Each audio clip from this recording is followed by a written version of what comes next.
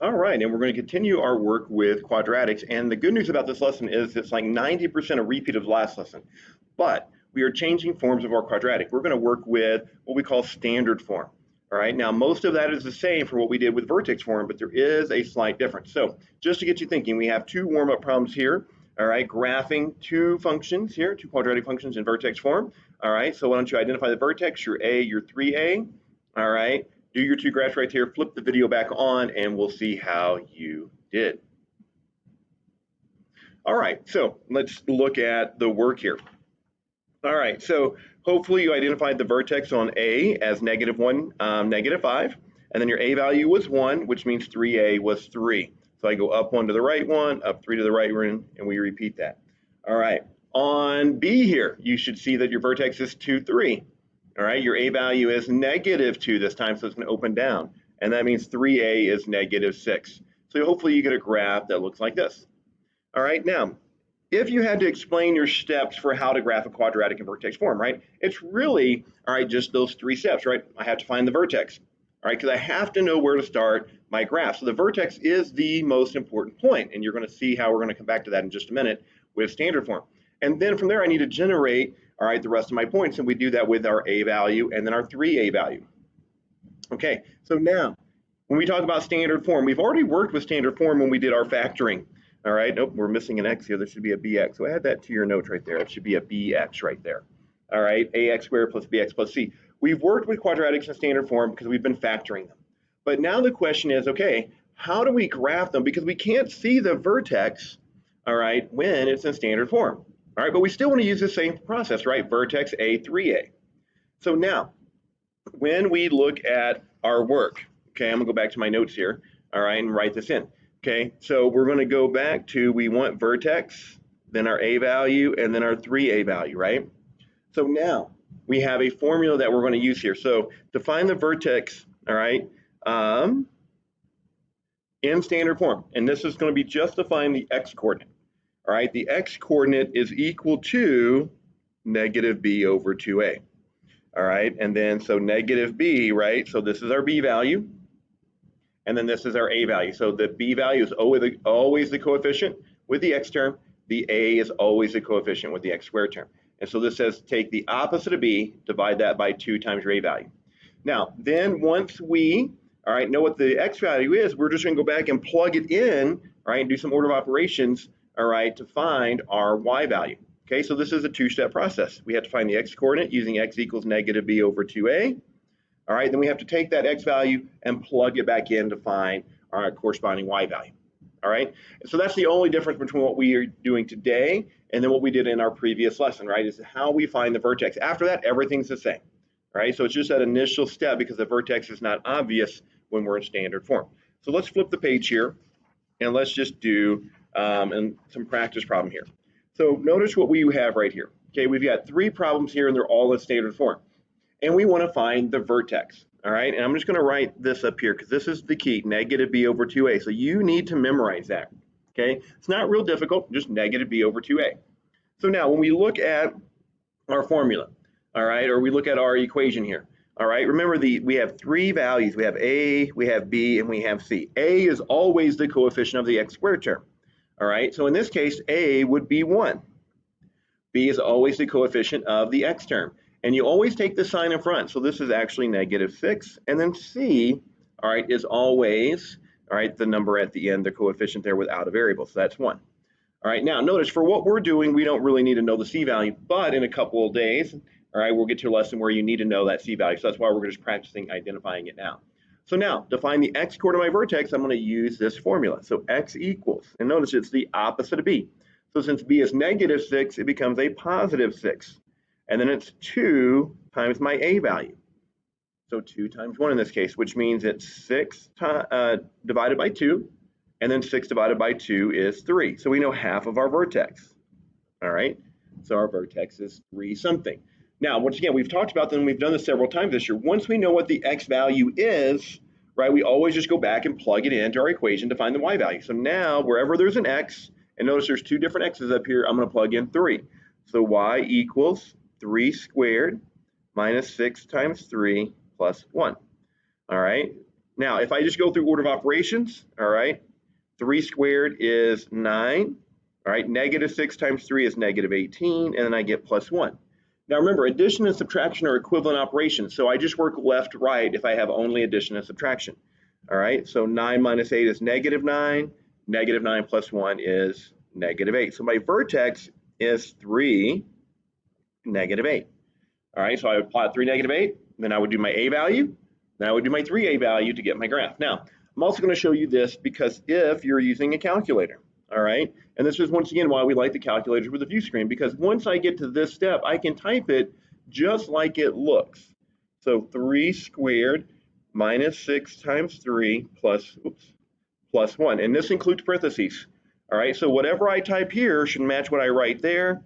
And you can see I get negative 8, and that can speed up your process quite a bit. All right, so let's look at problem 2 here. All right, so once again, we see it's in standard form. If we have an x squared and the x there, right, it's in standard form.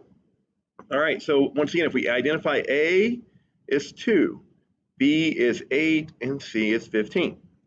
So let's just walk through, all right, finding our vertex. So once again, x equals the opposite of B. So since B is positive 8, it becomes negative 8, and then 2 times 2. All right, so this is negative 8 divided by 4, which is negative 2. So that's half of our vertex. Now, once again, I go back and plug it in. So y equals 2, and then I have negative 2 squared plus 8 times negative 2 plus 15. Now, remember order of operations, right? So when I look at this first set of numbers here, I have to do the exponent before I do the multiplication. And so remember, negative 2 squared is negative 2 times negative 2. And that is a positive 4. So this would be 2 times 4. And then 8 times negative 2 is negative 16, and then plus 15. And then I have 2 times 4, which is 8. So I get 8 minus 16 plus 15. 8 minus 16 is negative 8, all right? And then negative 8 plus 15, all right, would be a positive 7. All right?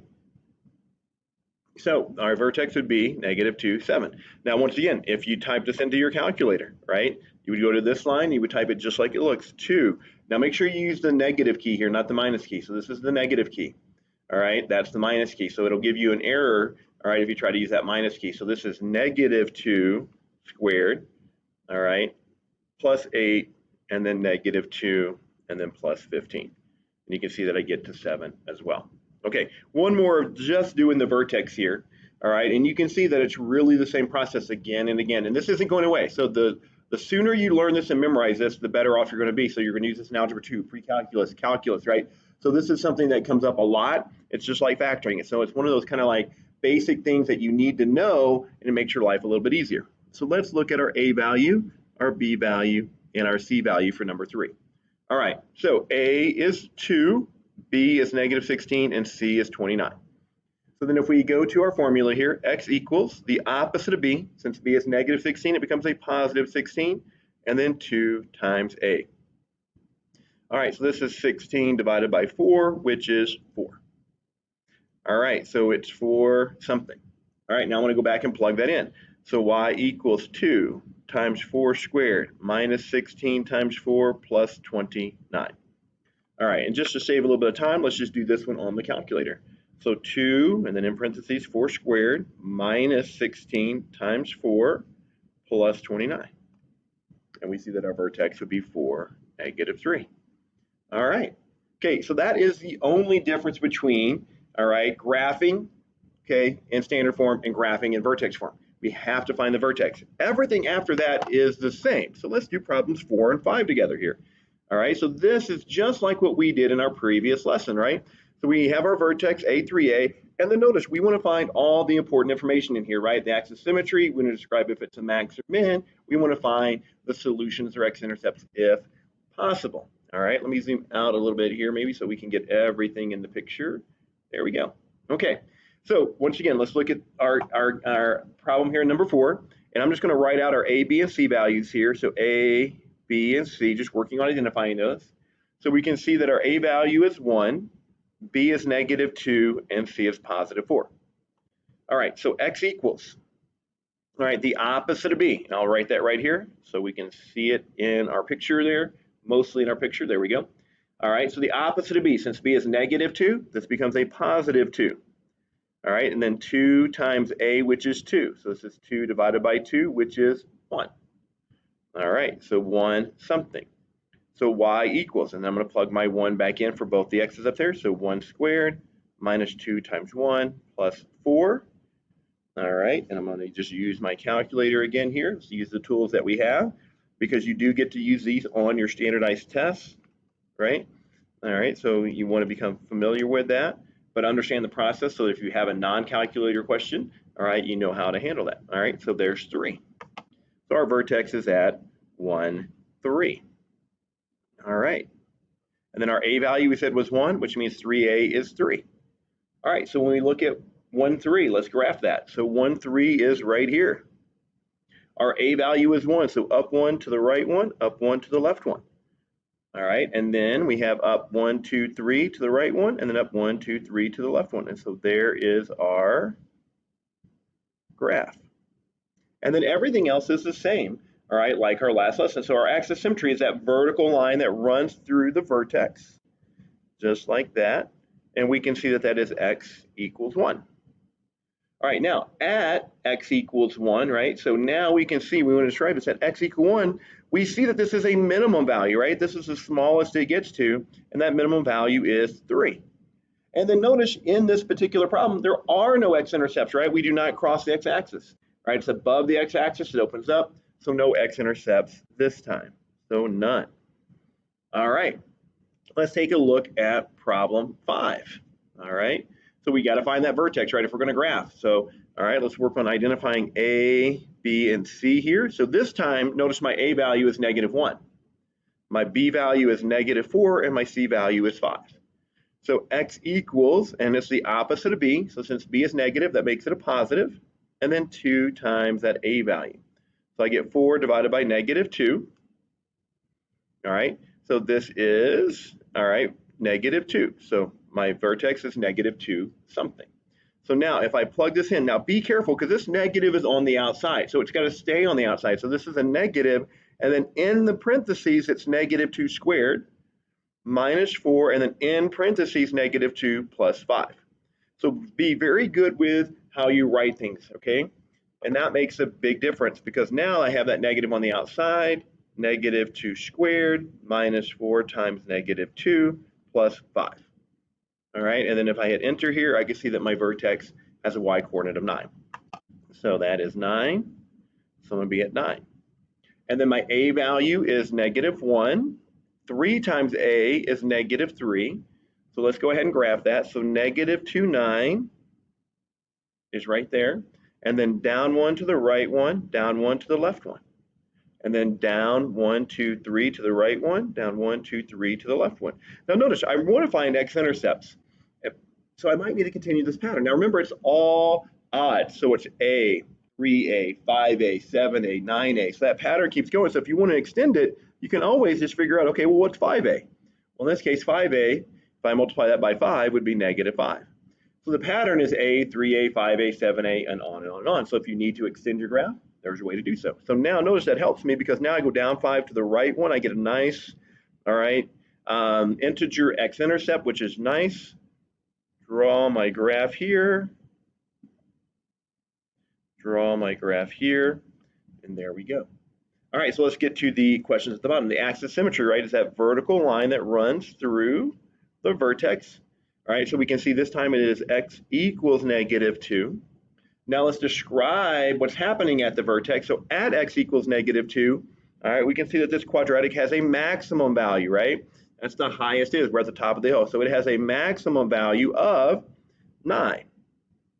And then we can see that we get 2 intercepts here, right? So we get 1 and we get, is that -5? All right, so we get, all right, -5, 0, and we get -1, 0 for our 2 x-intercepts. So you can see that that's just like what we've been doing, except for this step up here where we have to do a little bit more work. All right, not complicated work, all right, but more work to find our vertex. All right, as always, if you have any questions, all right, anything doesn't make sense, make sure you highlight those, write your questions down, bring those to class, and we will cover them then. See ya.